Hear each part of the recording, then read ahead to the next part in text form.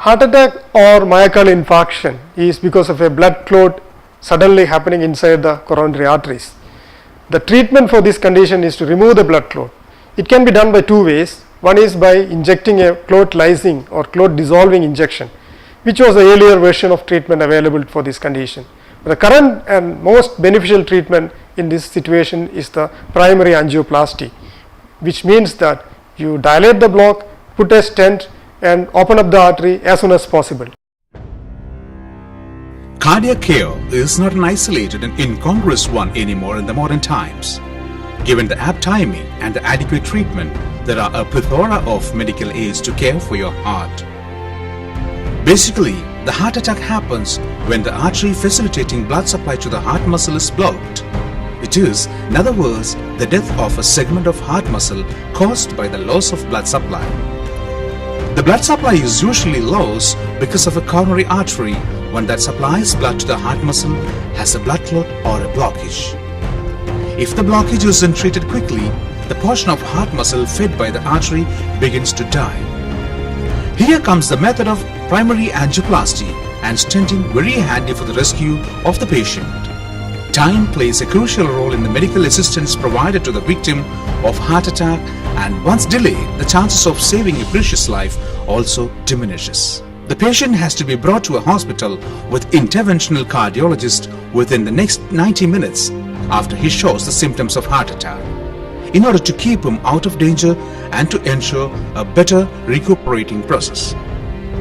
It was believed that a certain dosage of morphine and bed rest are the two pillars to rescue a person who had a cardiac arrest in the 1960s, followed by the adage of 1970s, where the practice of diluting blood after administering aspirin and a clot-lysing injection. From there, the medical science has come a long way, keeping behind the age-old traditions of these medical practices. And gone are the days where the result of a heart attack was invariably connected to death. And today, the slogan is that a life can be saved if he or she is brought to a medical care as soon as the symptoms of heart attack are shown, or within a time frame of 90 minutes, or as soon as possible. Before the patient is to have the primary angioplasty, he or she is given a local anesthetic in either his wrist or groin. A catheter, which is a fine, flexible, hollow tube with a small inflatable balloon as its tip, is passed into the artery and up to the victim's heart.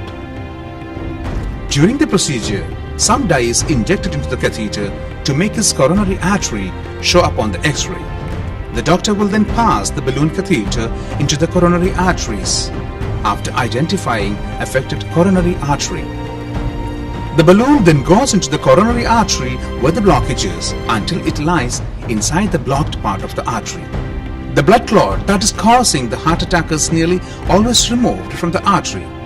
The balloon is then gently inflated at the point where the blockage is, so that it squashes the atheroma, in other words, the fatty tissue that's causing the narrowing, flattening it within the walls of the artery. As a result, this reopens the artery so that the blood can flow through it more freely to the part of your heart muscle it supplies. If proper care is not given, the person will be destined to live with the minimal effects of the heart attack. The patient on whom the primary angioplasty is performed can happily leave the hospital in the next 2 days and walk home to pursue further medication.